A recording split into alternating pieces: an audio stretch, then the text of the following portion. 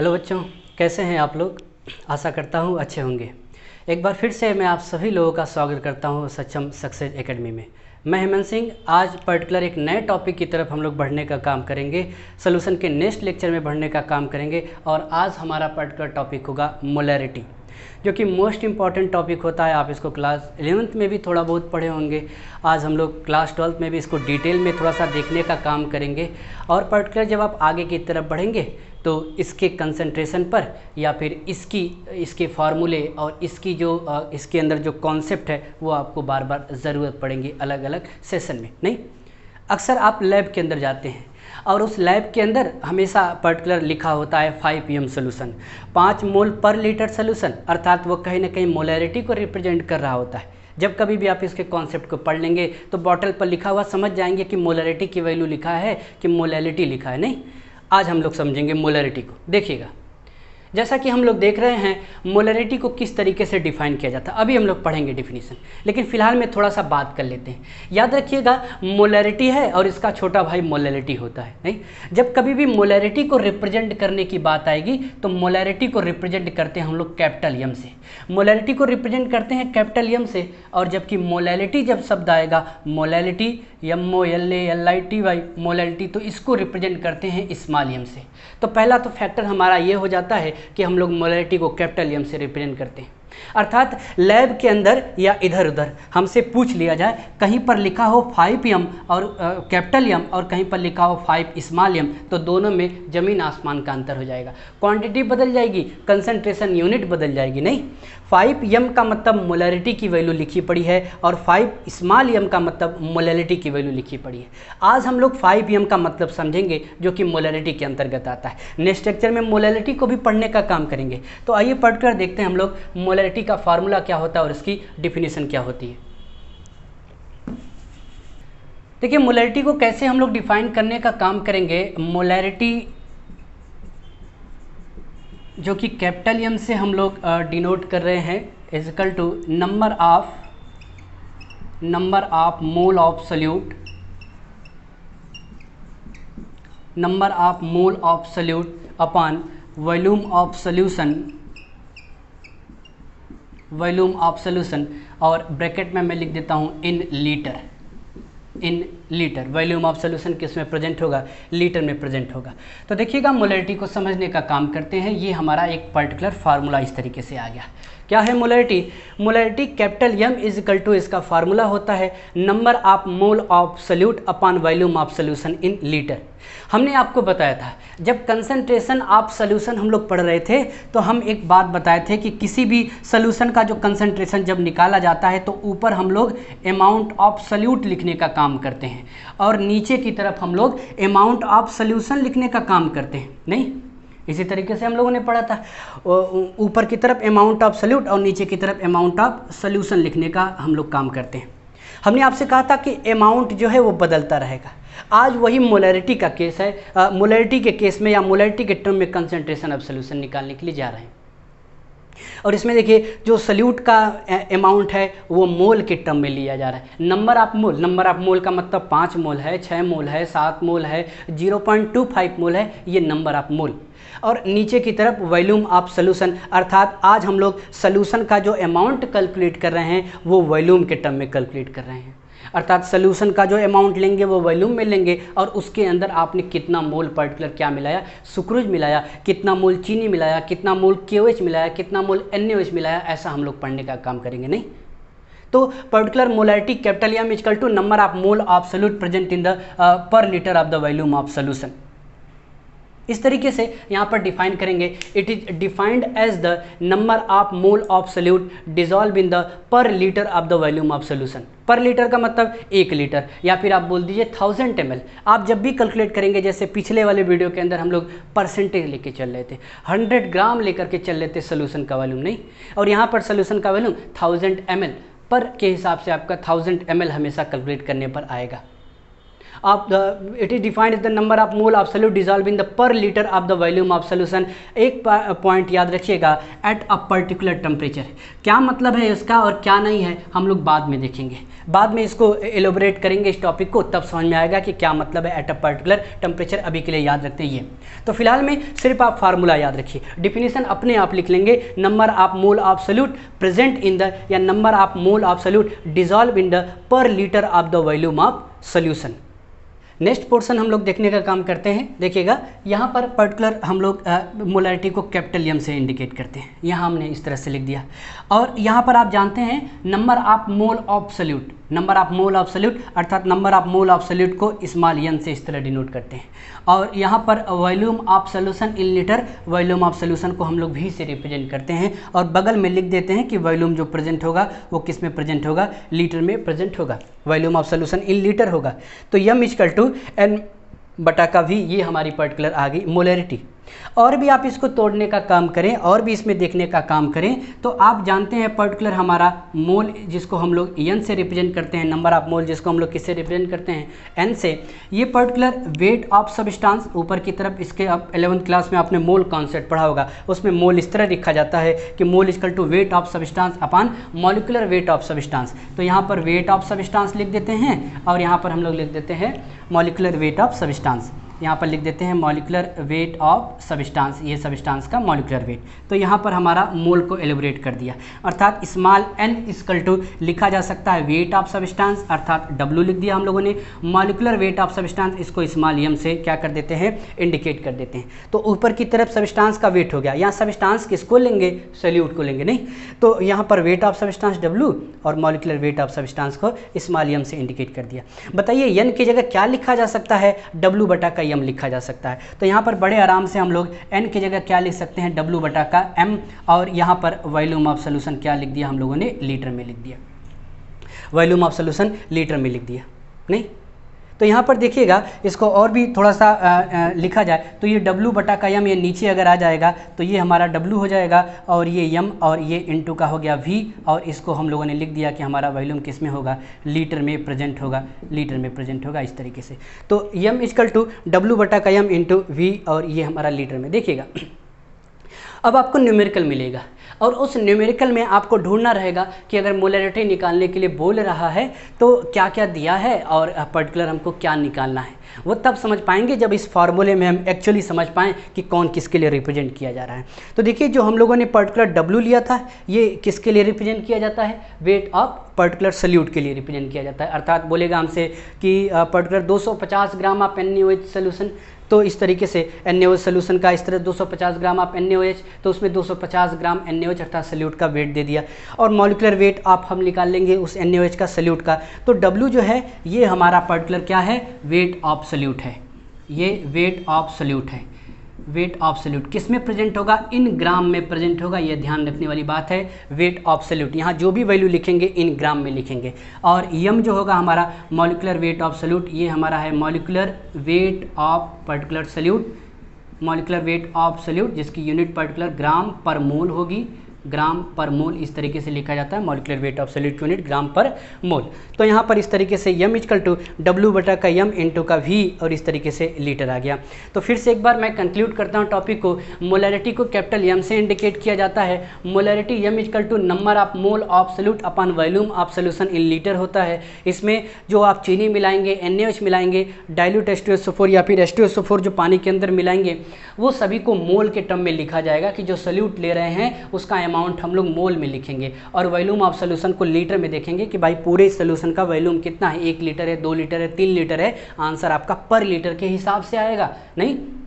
और यहाँ पर m इक्वल टू मोल को स्मॉल n से डिनोट किया गया और वॉल्यूम ऑफ सोल्यूशन को V से, इन लीटर में n को आप तोड़ सकते हैं, mole n equal to weight of substance upon molecular weight of substance n equal to W बटा का m हो गया। जो W होता है वो वेट ऑफ सोल्यूट है और जो स्मॉल m होगा वो मॉलिक्यूलर वेट ऑफ सोल्यूट है। और यहाँ पर इस तरह से लिख दिया n इक्वल टू W बटा का m इंटू V, और V जो है वॉल्यूम ऑफ सोल्यूशन है इन लीटर के अंदर। आइए और भी इसको बढ़ाने का काम करते हैं, देखने का काम करते हैं कि और हम लोग क्या क्या इसके अंदर पढ़ सकते हैं। चलिए बच्चों, नेक्स्ट पोर्शन देखने के बाद कि molarity number of mole absolute upon volume of solution लिखने के बाद आज हम लोग नेक्स्ट पोर्शन देख लेते हैं। अगर आपसे कभी ऐसा पूछे कि इसकी यूनिट क्या होती है, इसकी यूनिट, तो आप बड़े आराम से इसकी यूनिट निकाल सकते हैं। अभी तो आपने कहा कि इसकी यूनिट अर्थात capital M equal to N बटा का क्या होता है, वी होता है। अब बताइए एन क्या है, हमारा मोल है, और मोल की जो पर्टिकुलर यूनिट हम लोग लेते हैं, क्वांटिटी लेते हैं या जिससे नापते हैं हम लोग मोल में ही उसको नापते हैं, नहीं तो यहाँ पर पर्टिकुलर हमारा ये हुआ मोल और ये हमारा वॉल्यूम ऑफ सॉल्यूशन, तो ये किस में होता था, लीटर में, तो ये हमारा क्या हो जाएगा, ऊपर की तरफ आएगा तो ये पर लीटर हो जाएगा। अर्थात यहाँ लिख सकते हैं मोल और नीचे यूनिट क्या लिख सकते हैं हम लोग, लीटर। क्या लिख रहे हैं, ये यूनिट लिखने का काम करें, किसका, मोलरिटी का। तो एम इक्वल टू एन बटा का भी होता है। एन को आपने मोल से रिप्रेजेंट किया और इसकी यूनिट भी मोल हो गई, और वॉल्यूम ऑफ सॉल्यूशन लीटर में है तो यहाँ पर लीटर हो गया नीचे की तरफ। अब आप इसको लेकर के जाएंगे तो ये आपका आ जाएगा मोल और ये आ जाएगा पर लीटर, ये नीचे से ऊपर की तरफ जाएगा तो ये आ जाएगा इसकी यूनिट मोल पर लीटर। नहीं, क्या मतलब है यूनिट समझने का, यूनिट समझने का इतना सा मतलब है कि क्वेश्चन दिया था हमको 3 से 4 लाइन, जब क्वेश्चन देगा तो हमको वहाँ समझना होगा कि इसमें क्या क्या चीज़ें दिया है। मोलरिटी लिखा है, मोलरिटी लिखा है, तो कहीं पढ़ते समय, क्वेश्चन पढ़ते समय यदि आपको ऐसा मिले कि 5 मोल पर लीटर, 5 मोल पर लीटर सोल्यूशन है, तो इसका मतलब मोल पर लीटर से हम समझ जाएंगे कि ये कैपिटल एम की वैल्यू दिया है, मोलरिटी की वैल्यू दिया है। कभी कभी कई किताबें कंफ्यूज करने का काम करती हैं। मोल पर लीटर की जगह वो एक काम करती हैं, लिखती हैं कैपिटल एम। क्या लिख देती हैं, कैपिटल एम लिख देती हैं। तो कभी कभी 5 मोल पर लीटर भी लिखा हुआ आपको मिल सकता है या 5 और कैपिटल एम लिखा हुआ भी मिल सकता है। दोनों का पर्टिकुलर मतलब एक ही होता है कि पर्टिकुलर 5 मोल पर लीटर या फिर ये पर्टिकुलर 5 एम। तो एम की जगह मोल पर लीटर, क्योंकि एम आपकी मोलरिटी है, मोलरिटी की यूनिट मोल पर लीटर है, तो आपको 5 मोल पर लीटर भी लिखा हुआ मिल सकता है और 5 एम भी लिखा हुआ मिल सकता है इसके अंदर। तो ये हमारी पर्टिकुलर यूनिट हो गई। तो यूनिट आप याद रखिएगा, इसका क्या होता है, मोल पर लीटर होता है, या फिर इसी को हम लोग रिप्रेजेंट करते हैं कैपिटल एम से। नेक्स्ट पोर्शन देखते हैं। अगर आपको मोल निकालना होगा या फिर मिली मोल निकालना होगा तो उसको कैसे हम लोग निकालने का काम करेंगे, देखिएगा। तो देखिएगा, पहला पोर्शन हो गया यूनिट, जिसको हम लोग मोल पर लीटर पढ़ लिए। नेक्स्ट पोर्शन देखिएगा, अगर आपको m इक्वल टू एन बटा वी लिखा हुआ मिलता है तो इसके अंदर मोलरिटी आपको निकालनी है, तो आप क्या क्या निकाल सकते हैं। अगर आपको मोलरिटी निकालनी है तो आपको क्वेश्चन में ढूंढना होगा कि मोल एब्सोल्यूट कितना दिया है, नहीं 5 दिया है, 6 दिया है, और नीचे की तरफ आपको देखना पड़ेगा कि वॉल्यूम ऑफ सॉल्यूशन कितना दिया पड़ा है। लेकिन इस पर्टिकुलर संदर्भ में याद रखने वाली बात क्या है, ये लीटर में मैं लिख देता हूँ। अगर आपको पर्टिकुलर मोलरिटी की वैल्यू दे दे, मोलरिटी की वैल्यू दे दे और वॉल्यूम ऑफ सॉल्यूशन दे दे, और आपसे मोल पूछ ले, तो आप n equal to M into का क्या लिख सकते हैं, v लिख सकते हैं। तो आप यहाँ पे क्या कैलकुलेट कर रहे हैं, यहाँ पे हम लोग मोल कैलकुलेट करने का काम कर रहे हैं। कभी कभी हमसे कहता है कि आप मोल मत कैलकुलेट करिए, मिली मोल कैलकुलेट करिए, अर्थात मोल और मिली मोल में ज़्यादा अंतर नहीं। देखिएगा, कभी कभी हमको कहता है मिली मोल कैलकुलेट करने के लिए, तो ये हमने लिख दिया मिली मोल, इसको भी एम से ही रिप्रेजेंट करेंगे। नहीं, एम और ये v से ही आएगा, n equal to M into V. फ़र्क सिर्फ इतना होता है कि जब मोल कैलकुलेट करने के लिए बोले तो वॉल्यूम ऑफ सॉल्यूशन लीटर में रखते हैं, और जब मिली मोल कैलकुलेट करने के लिए बोलता है तो m इक्वल टू वी, जो वॉल्यूम ऑफ सॉल्यूशन हम लोग लेते हैं वो ml लेते हैं। अर्थात m इक्वल टू एन बटा का v, n equal to M into V mole बोले तो volume of solution in litre, और मिली मोल बोले तो volume of solution in ml हम लोग लेने का काम करेंगे। चलिए नेक्स्ट पोर्शन हम लोग देखते हैं। कभी कभी हमसे क्वेश्चन पूछता है कि 1 एम क्या होता है, 1 मोलर सोल्यूशन को क्या करिए आप डिफाइन करने का काम करिए। चलिए नेक्स्ट देखते हैं। चलिए बच्चों, कभी कभी हमको बोर्ड एग्ज़ाम के लेवल पर हमसे क्वेश्चन पूछता है कि डिफाइन 1 मोलर सोल्यूशन। बड़ा ही आसान है, अगर आपने फार्मूला देख लिया, फार्मूला को समझ लिया, तो आप अपने आप पर्टिकुलर निकाल सकते हैं। 1 मोलर सोल्यूशन का क्या मतलब है, 1 मोलर सोल्यूशन का मतलब मोलर को मोलर शब्द मोलरिटी की वजह से लिया जा रहा है और इसको कैपिटल एम लिख दिया, अर्थात कहीं ना कहीं 1 एम आ जाए तो उसी सोल्यूशन को बोलते हैं 1 मोलर सोल्यूशन। 1 एम सोल्यूशन को 1 मोलर सोल्यूशन। कभी कभी क्वेश्चन में लिख देता है कि 1 मोलर सोल्यूशन है, इसका वॉल्यूम इतना है, तो आप इसके मिली मिलीमोल बताओ, मोल बताओ, तो 1 मोलर का मतलब क्या हो गया, 1 m हो गया। अब आप बताइए मोलैरिटी इक्वल टू पर्टिकुलर क्या लिख दिया हम लोगों ने, n/v लिख दिया। अब आपको अगर यहाँ पे 1 m चाहिए तो सिंपल सी बात है, आप किसी भी सल्यूट का 1 मोल मिला दीजिए और वॉल्यूम ऑफ सोल्यूशन कितना ले लें हम लोग, 1 लीटर ले लें। तो किसी भी पर्टिकुलर सोल्यूशन का 1 मोल, किसी भी सल्यूट का 1 मोल और वॉल्यूम ऑफ सोल्यूशन जो ले लें हम लोग 1 लीटर ले लें। इससे हमारा पर्टिकुलर जो आंसर आ जाएगा वो कितना आ जाएगा, 1 m आ जाएगा, 1 मोल पर लीटर आ जाएगा। नहीं तो उससे वही पोर्शन बोला गया है कि डिफाइन 1 मोलर सोल्यूशन। तो बड़े आसानी से डिफाइन कर सकते हैं आप कि when 1 mole of solute dissolve in 1 litre of solution, जब 1 मोल सल्यूट 1 लीटर सोल्यूशन के अंदर डिजॉल्व होगा तो ये पर्टिकुलर 1 मोलर सोल्यूशन आने का काम करेगा। When 1 mole of solute dissolve in 1 litre of solution called 1 molar solution. तो आइए और कुछ हम लोग बात करते हैं, जो हम लोग न्यूमेरिकल को देखेंगे या न्यूमेरिकल को सॉल्व करेंगे। जो आप क्वेश्चन को सॉल्व करेंगे तो उसके अंदर क्या क्या देखने को मिलेंगे, कौन कौन सी सावधानियां उसके अंदर रखनी है, जिससे हम क्वेश्चन को आसानी से समझ पाएँ और आसानी से सॉल्व कर पाएँ। तो आइए नेक्स्ट देखते हैं। चलिए बच्चों, कुछ कॉन्सेप्ट ऐसे होते हैं जब क्वेश्चन हम लोग सॉल्व करेंगे तो कुछ क्वेश्चन को सॉल्व करने से पहले यदि हम जानते हैं तो हमारा क्वेश्चन बड़ा ही आसान हो जाएगा। नहीं तो क्वेश्चन रिलेटेड कॉन्सेप्ट हम लोग कुछ समझेंगे। जैसे पहला कॉन्सेप्ट ये आता है कि अगर आपने मोलैरिटी का फार्मूला पढ़ लिया तो उस मोलैरिटी के फार्मूले को फील कैसे करेंगे, कब बढ़ेगा, कब घटेगा, किस तरीके से होगा, ये सारी बातें लिखने का काम करेंगे। जैसे देखिएगा क्वेश्चन रिलेटेड कॉन्सेप्ट में सबसे पहला पोर्शन हमारे सामने ये आता है कि m इक्वल टू, आपने कहा कि n/v होता है, अर्थात molarity equal to number of mole of solute present in the per litre of the volume of solution. अब आप देखिएगा इसके अंतर्गत, अब मैं आपसे पूछूं कि मोलैरिटी किन के ऊपर डिपेंड करता है, तो आप कहेंगे 2 चीज़ों के ऊपर डिपेंड करता है। एक तो सोल्यूशन के अंदर जो सोल्यूट प्रेजेंट है उसके ऊपर डिपेंड करता है, या फिर ये बोला जाए उस सोल्यूशन के अंदर सोल्यूट के मोल के ऊपर डिपेंड करता है, और वॉल्यूम ऑफ सोल्यूशन के ऊपर डिपेंड करता है।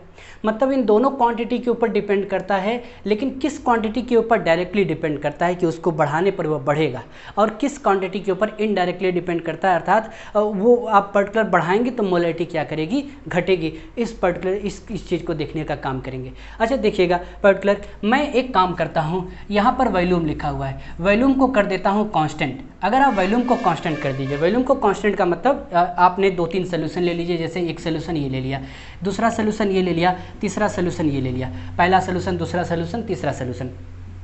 ये पहला सोल्यूशन हमारा हो गया, ये दूसरा सोल्यूशन हो गया, ये तीसरा सोल्यूशन हो गया। सभी में वॉल्यूम कांस्टेंट रखते हैं, अर्थात ये भी 1 लीटर मान लेते हैं, ये भी हमारा 1 लीटर है, ये भी हमारा 1 लीटर है, फिर ये भी हमारा 1 लीटर है। लेकिन अब हम लोग क्या करते हैं, मोल को चेंज करने का काम करते हैं। सोचिए यहाँ पर 3 मोल है, 3 मोल, यहाँ पर हमारा 4 मोल है, 4 मोल, और यहाँ पर हमारा है 5 मोल।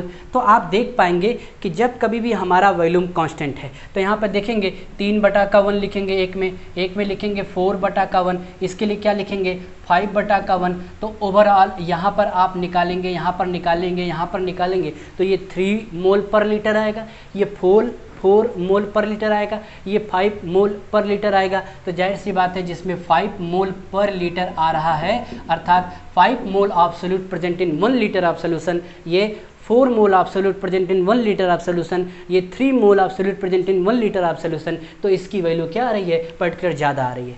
लेकिन यही काम हम लोग क्या कर दें, उल्टा कर दें। नहीं, इसको पर्टिकुलर सोचिए कि 1 लीटर है, इसको हम लोग पर्टिकुलर 2 लीटर बना देते हैं, इसको क्या बना देते हैं, 3 लीटर बना देते हैं। और हम लोग अगर ये 3 मोल है तो इसको भी 3 मोल रखते हैं, यहाँ पर भी हम लोग क्या रखते हैं, 3 मोल रखने का काम करते हैं। अर्थात अब दूसरा काम करने वाले हैं। अब पहले हम लोग ये कांस्टेंट रखे थे, अब इसको हटा करके अगर हम लोग n को कांस्टेंट कर दें, मोल को कांस्टेंट कर दें, मोल को कांस्टेंट कर दें और वॉल्यूम को बढ़ाएं और घटाएं, तो जाहिर सी बात है 3/का देखिए 1 एक जगह आएगा, एक जगह पर्टिकुलर आपका 3/2 आएगा, एक जगह आपका पर्टिकुलर क्या आएगा 3/का इस तरीके से क्या आएगा 3 आएगा। तो इस पर्टिकुलर पोर्शन में जब आप देखने का काम करेंगे तो इसके अंतर्गत देखिए 1 लीटर बढ़ गया यहाँ से, फिर ये 2 लीटर में हो गया, फिर ये 3 लीटर। तो वही मोल 1 लीटर में है, वही मोल 2 लीटर में है, वही मोल 3 लीटर में है। तो पर लीटर के हिसाब से ऊपर से नीचे जब जाएंगे तो वैल्यू घटने का काम करेगी। अर्थात सिंपल सा एक बात याद रखिएगा कि जब कभी भी हम लोग मोलैरिटी को देखते हैं, मोलैरिटी 2 चीज़ों के ऊपर डिपेंड करता है, एक मोल ऑफ सॉल्यूट के ऊपर, एक वॉल्यूम ऑफ सॉल्यूशन के ऊपर। तो मोलैरिटी n अगर बढ़ेगा तो मोलैरिटी बढ़ेगी। लेकिन अगर आप वॉल्यूम को बढ़ाने का काम करेंगे एट अ कांस्टेंट मोल, तो मोलैरिटी आपकी वैल्यू क्या करेगी, घटेगी। इसका मतलब molarity is directly proportional to the mole and inversely proportional to the volume. Volume को बढ़ाएंगे तो मोलैरिटी क्या करेगी, घटने का पर्टिकुलर क्या करेगी, काम करेगी। तो ये पर्टिकुलर बात, तो कॉन्सेप्ट क्वेश्चन रिलेटेड कॉन्सेप्ट का पहला पोर्शन यह था। अब हम लोग दूसरे वाले पार्ट पर चलते हैं। देखिएगा नेक्स्ट चलते हैं हम लोग। कभी कभी क्वेश्चन में हमको इस तरह लिखा हुआ मिलता है 0.25 m NaOH सोल्यूशन या फिर 2 m H2SO4 सोल्यूशन। तो इसका मतलब क्या होता है, मैं यहाँ पे लिख देता हूँ मीन्स। तो इसका मतलब आपको निकालना होता है। कभी कभी डायरेक्टली हमको इसका क्वेश्चन पूछ देता है। NCERT ने अपने एग्जाम्पल में लिखा पड़ा कि 0.25 m NaOH सोल्यूशन का क्या मतलब है, नहीं तो उसमें एग्जाम्पल उन्होंने बताया। तो आप भी इसको पर्टिकुलर समझने का काम करें कि जब कभी भी ऐसा क्वेश्चन हमको इस तरह मिले कि 0.25 m लिखा हो या फिर xm लिखा हो, तो जो भी वैल्यू लिखी होती है मोल लिखा होता है, नहीं, और जो भी बात सोल्यूशन की करेंगे वो 1 लीटर ऑफ द सोल्यूशन करेंगे। तो 0.25 m NaOH सोल्यूशन का मतलब है 0.25 NaOH, 0.25 mole NaOH present in 1 litre of solution. यहाँ पर जैसे 2 m H2SO4 सोल्यूशन का क्या मतलब है, 2 mole of H2SO4 present in 1 litre of the solution. कभी कभी यम लिखा है, और ये क्यों बोल रहे हैं यम, अभी तो हम लोगों ने बात किया था मोल पर लीटर भी बोल सकते हैं इसको। एम लिखा है या मोल पर लीटर लिखा है, नहीं तो आप अगर इसी को मोल पर लीटर डायरेक्टली इसको छुपा दो, इसको डायरेक्टली देखने का काम करें तो 0.25 मोल पर लीटर, तो इसका क्या मतलब है 0.25 मोल प्रेजेंट इन पर लीटर अर्थात 1 लीटर ऑफ सोल्यूशन। तो वही बात है, मोल पर लीटर को यम लिख दिया तो कन्फ्यूजन हो जाता है थोड़ा सा, नहीं, फिर भी बात दोनों क्या है, बराबर ही है। अर्थात इसको लिख सकते हैं 0.25 mole of NaOH present in 1 litre of solution, 1 litre of solution. Next देखिएगा 2m लिखा है, तो ये m क्या है हमारा, मोल पर लीटर ही तो है, ये मोल पर लीटर है। तो क्या लिख सकते हैं 2 mole of H2SO4 present in 1 litre of solution. क्या लिख सकते हैं 2 mole of H2SO4 present in 1 litre of solution. तो ये हमारा कभी कभी इस तरह से लिखा हुआ मिल सकता है। चलिए नेक्स्ट क्वेश्चन रिलेटेड कॉन्सेप्ट के दूसरे वाले पार्ट के बाद हम लोग तीसरा कॉन्सेप्ट पढ़ने का काम करते हैं। नेक्स्ट पोर्शन है if volume of solution given in ml। आपको अगर वॉल्यूम ऑफ सोल्यूशन, क्योंकि अभी हम लोग पढ़ते हुए आ रहे हैं कि जो भी वॉल्यूम आपको मोलैरिटी के केस में लेना है वो लीटर में लेना है, नहीं लीटर में। लेकिन अगर आपको ऐसा मिले जनरलाइज करके, या ज़्यादातर क्वेश्चन जो आप सॉल्व करेंगे वो ml के फॉर्म में ही आपको मिलता है। लीटर के फॉर्म में बहुत ही कम ऐसे क्वेश्चन हैं जो आपको डायरेक्टली लीटर देने का काम करते हैं। तो अगर if volume of solution given in ml then molarity is calculated, तब आप मोलैरिटी को कैसे कैलकुलेट करेंगे, नहीं आप इधर उधर दिमाग लगाने जाएं कि आप एक नेट फार्मूला याद रख लें जिससे आपको सोचना ना पड़े, नहीं कैलकुलेशन में भी प्रॉब्लम ना हो। अर्थात देखिए m=n/v होता था, वॉल्यूम किस में लेते थे, लीटर में, लेकिन अभी हमको उल्टा बोल रहा है वॉल्यूम किस में दे रहा है, ml में दे रहा है। तो हम भी इसको आगे का काम करते, तोड़ने का काम करते। देखिएगा n है तो इसको हम लोग कहते हैं कि वेट अपान पर्टिकुलर, ये मॉलिकुलर वेट हो जाएगा, wait of solute upon molecular weight of solute into का ये वॉल्यूम ऑफ सोल्यूशन। देखिएगा volume of solution, volume of solution अभी आपको दिया है ml में, जो क्वेश्चन में दिया होगा वो ml में दिया होगा, लेकिन आप जानते हैं कि इस फार्मूले के हिसाब से वॉल्यूम ऑफ सोल्यूशन हमारा होना चाहिए लीटर में। तो इसको आप लीटर में कैसे कन्वर्ट कर सकते हैं, इसको क्या करते हैं 1000 से हम लोग डिवाइड करने का काम करेंगे। जैसे आप 1000 से डिवाइड करेंगे, अब ये वैल्यू कहीं ना कहीं ml नहीं होगी, V/1000 ये लीटर बन चुका है, नहीं ये क्या बन चुका है, लीटर।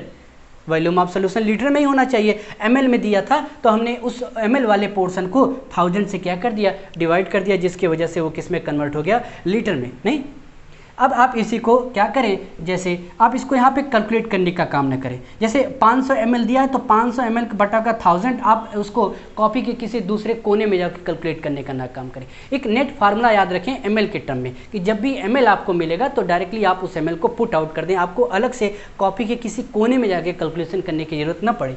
अर्थात देखिएगा यहाँ पर हम लोग W लिखें, यहाँ पर क्या लिख दिया हम लोगों ने, M लिख दिया, और यहाँ पर हमारा वॉल्यूम ऑफ सोल्यूशन क्या लिखा हम लोगों ने, V, और नीचे की तरफ क्या लिखा 1000। तो जो नीचे की तरफ 1000 है इसको हम लोग ऊपर पहुंचा देते हैं, ये इनटू का क्या हो जाएगा ऊपर चला जाएगा, ये हमारा इस तरीके से 1000। और जो वॉल्यूम ऑफ सोल्यूशन आपको मिला है क्वेश्चन के अंदर ml में, वो डायरेक्टली आप ml पुट करिए।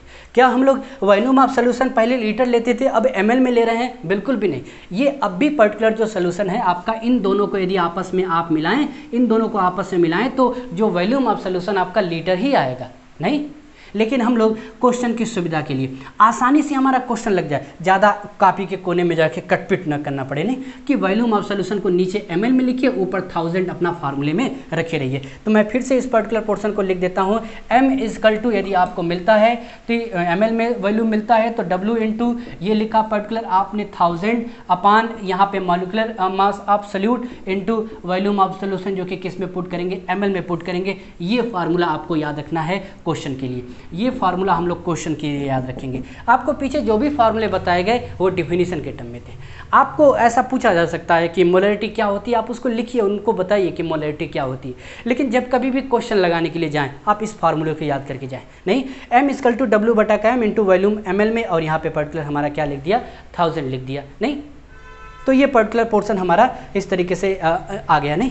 तो हमको याद रखना है m इजकल टू डब्ल्यू बटा का m इंटू 1000 बटा का v। याद रखिए ये w क्या है, वेट ऑफ सल्यूट है, ये क्या है, मॉलिक्यूलर वेट ऑफ सल्यूट है। और ये 1000 हमने किस लिए लगाया, अर्थात ml में जो दिया था उसको लीटर में कन्वर्ट करने के लिए, और नीचे वॉल्यूम ऑफ सोल्यूशन किस में रिप्रेजेंट कर दिया, ml में रिप्रेजेंट कर दिया। तो यही फार्मूला हम लोग याद रख के चलेंगे जब भी क्वेश्चन को लगाएंगे। तो चलिए नेक्स्ट हम लोग क्वेश्चन कॉन्सेप्ट देखते हैं। चलिए क्वेश्चन रिलेटेड कॉन्सेप्ट में कॉन्सेप्ट नंबर 4 पढ़ने का काम करते हैं। जो भी कॉन्सेप्ट पढ़ रहे हैं क्वेश्चन में हम लोग आसानी हो समझने, नहीं आसानी से क्वेश्चन लग जाए। आप जब पढ़ें क्वेश्चन को तो कुछ बातें तो अपने आप समझ में आ जाए आपको। मैंने आपको बताया था कि यहाँ पर अगर आपने m इजकल टू n बटा का क्या लिखा, इस तरीके से v लिखा लीटर के केस में, नहीं वॉल्यूम किस में ले लिया, लीटर में ले लिया। तो मैंने आपको पर्टिकुलर बोला था कि यहाँ पर n अगर आपको निकालना हो तो m इंटू का क्या कर दिया जाए, v कर दिया जाए। m इंटू का क्या कर दिया जाए, v कर दिया जाए। इसका मतलब आपको क्वेश्चन में मोलैरिटी की क्या दिया होगा, वैल्यू, मोलैरिटी की वैल्यू दिया होगा और वॉल्यूम दिया होगा, उससे इंटू कर देंगे, आपको क्या मिल जाएगा, मोल मिल जाएगा। या फिर कभी कभी मैं इस तरह से लिखने का काम करूँ, m इजकल टू ये n को क्या लिखा जा सकता है, w बटा का m इंटू का हम लोग क्या लिख दिए 1000 लिख दिए, मान लेते हैं वॉल्यूम हमको ml में दिया है। कभी कभी हमको ये w पूछने का काम करता है, नहीं हमको मोलैरिटी क्या किया गिवन होता है। तो जो मोलैरिटी देगा ना आपको डायरेक्ट नहीं देगा, कुछ रहस्यमयी बातों अर्थात कुछ लैब की बातों करता है। जो लैब के अंदर आप जाके एक्सपेरिमेंट करते हो, लैब के अंदर जब आपको इन्फॉर्मेशन दी जाती है लेबोरेटरी की, उसके अंतर्गत आपको ये बातें बताई जाती हैं कि मोलैरिटी किन किन टर्म में डिफाइन किया जाता है। जैसे देखिएगा आपको पर्टिकुलर या फिर क्या बोलेगा क्वेश्चन में, या फिर बोलेगा इस तरीके से कि 1 m सोल्यूशन है, या फिर बोलेगा the molarity of solution is m बटा 2, या फिर बोलेगा the molarity of solution is m/10। आपको वहाँ पर मोलैरिटी की वैल्यू को निकालना होगा और यहाँ पे आपको पुट करना होगा। या फिर अगर ऐसा नहीं लिखता है तो उसके कॉमन नेम के फॉर्म में लिखेगा। जैसे कैसे, मोलर सोल्यूशन लिख दिया, सेमी मोलर सोल्यूशन लिख दिया, डेसी मोलर सोल्यूशन लिख दिया, सेंटी मोलर सोल्यूशन लिख दिया, मिली मोलर सोल्यूशन लिख दिया। तो देखिएगा 1 m को हम लोग मोलर सोल्यूशन बोलते हैं। क्वेश्चन में या फिर लिखा होगा मोलर सोल्यूशन या फिर लिखा होगा 1 m। तो उस पर्टिकुलर केस में, दोनों के केस में m की जो वैल्यू होगी, मोलैरिटी की वैल्यू जो होगी, जो हम पुट करके मोल निकालने का काम करेंगे, वेट ऑफ सॉल्यूट निकालने का काम करेंगे, यहाँ पे m इजकल टू कितना ले लिया जाए 1। या फिर बोलेगा मोलर सोल्यूशन m की वैल्यू कितनी होगी 1, या फिर 1 m लिख करके देगा। नहीं अगर m/2 लिखा हुआ मिलता है या फिर तो ऐसे लिखा हुआ मिलेगा, नहीं तो ऐसे लिखा हुआ मिलेगा अर्थात सेमी मोलर सोल्यूशन। तो उस केस में मोलैरिटी की जो वैल्यू होगी 1 क्या होगी, इस तरीके से 2 होगी, 1/2। तो उस केस में मोलैरिटी की वैल्यू 1 बटा क्या लिखेंगे, 2 लिखने का काम करेंगे, 0.5 नहीं।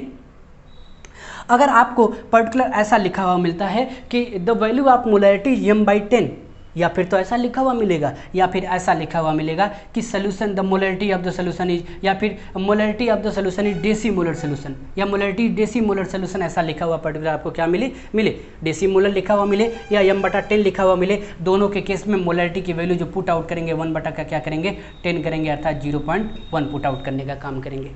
यहाँ पर m बटा का 100 लिखा हुआ मिलेगा, या फिर सेंटी मोलर सोल्यूशन, ठीक है, सेंटी मोलर सोल्यूशन। तो यहाँ पर हम लोग 1 बटा का क्या लिखेंगे, मोलैरिटी की वैल्यू क्या आ जाएगी, 1 बटा का 100 आ जाएगी, 0 पॉइंट इस तरीके से 01 आ जाएगा।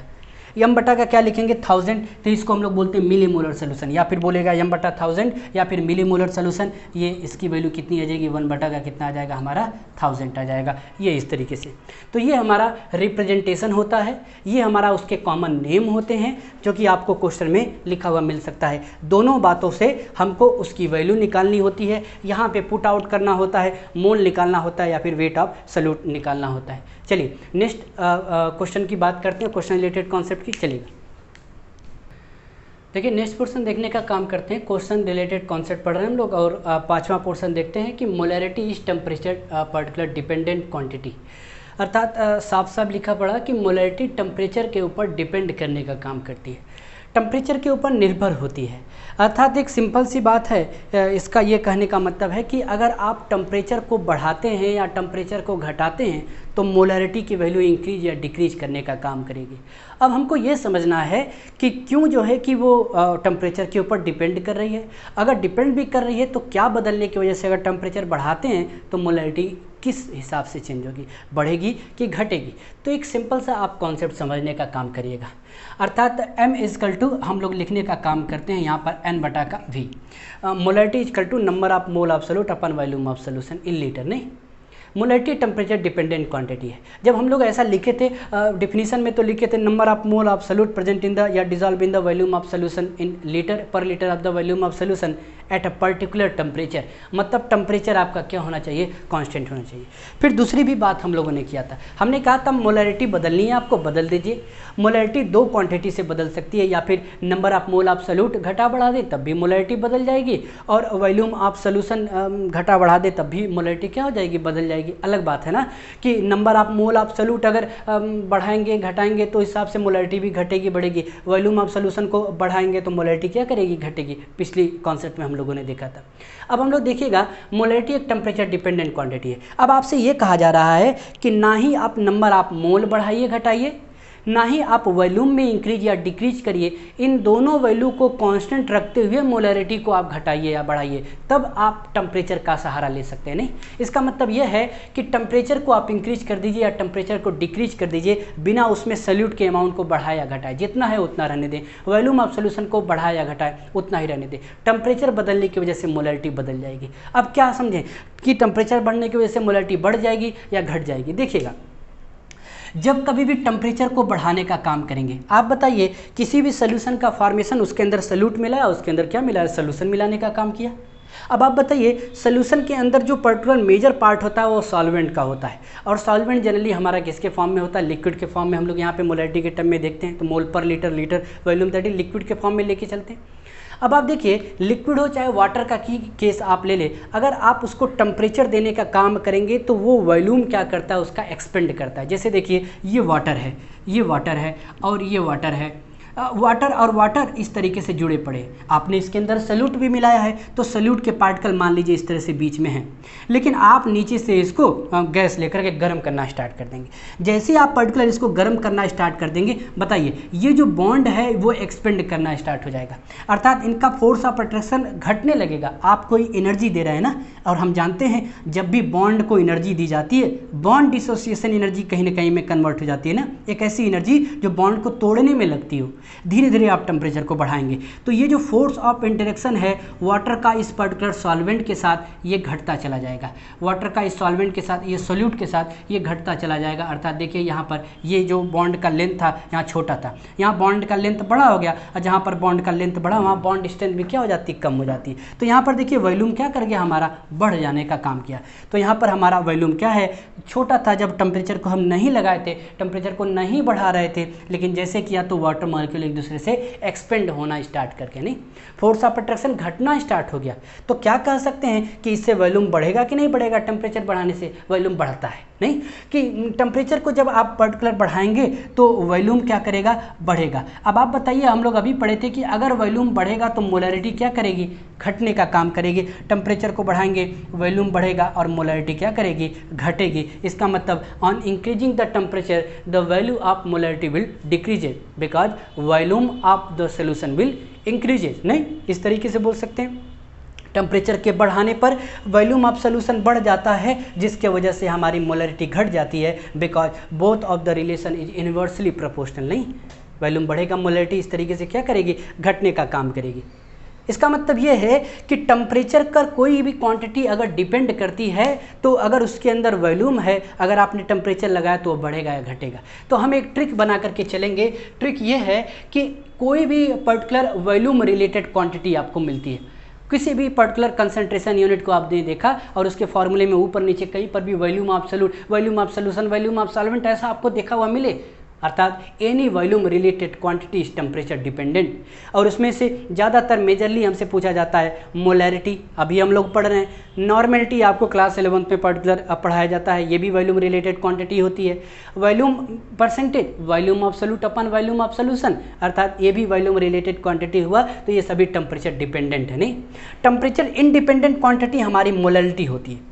यहाँ पर ये वॉल्यूम ऑफ सॉल्यूशन हम आगे पढ़ेंगे, उसके फार्मूले में वॉल्यूम ऑफ सॉल्यूशन नहीं लिखा होता, वॉल्यूम रिलेटेड क्वांटिटी नहीं होती है ये, अर्थात ये मोल पर्टिकुलर फ्रैक्शन, मोल फ्रैक्शन हमारा ये भी होगा। और मास परसेंटेज अर्थात mass of solute upon mass of solution, ये भी हमारा वॉल्यूम नहीं आ रहा है इसके अंदर, तो ये टेम्परेचर इंडिपेंडेंट क्या है, हमारी क्वांटिटी देखने का काम करेगा थोड़ा सा कि मोलैरिटी हमारी टेम्परेचर क्या है, डिपेंडेंट क्वांटिटी है, तो टेम्परेचर बढ़ेगा, वॉल्यूम बढ़ेगा तो मोलैरिटी क्या कर जाएगी, इस तरीके से डिक्रीज कर जाएगी। बार बार हमसे ये क्वेश्चन पूछा जाता है नीट टेबल पे, तो कई बार ये क्वेश्चन पूछा जा चुका है कि इसके अंदर कौन कौन टेम्परेचर डिपेंडेंट क्वांटिटी है, कौन कौन टेम्परेचर इंडिपेंडेंट क्वांटिटी है। मैं आपसे अगर पूछूँ कि बताइए W/W ये क्या है, W/W परसेंटेज टेम्परेचर डिपेंडेंट होगा कि टेम्परेचर इंडिपेंडेंट होगा, तो देखिए वॉल्यूम नहीं आ रहा है तो टेम्परेचर इंडिपेंडेंट है। टेम्परेचर को बढ़ाएंगे घटाएंगे कोई मतलब नहीं, कोई चेंजेस नहीं आएंगे ना। V/V अभी तो पढ़ा वॉल्यूम, V/V परसेंटेज ये टेम्परेचर डिपेंडेंट है। कहीं पर हमको मिले W/V परसेंटेज, इसका मतलब वॉल्यूम आ रहा है, टेम्परेचर क्या है, डिपेंडेंट है। कहीं पर लिखा हुआ mole fraction temperature independent, molarity temperature independent है नहीं। लेकिन कहीं पर भी आपको लिखा हुआ मोलैरिटी, नॉर्मेलिटी अर्थात V/V वॉल्यूम परसेंटेज, तो ये टेम्परेचर डिपेंडेंट है।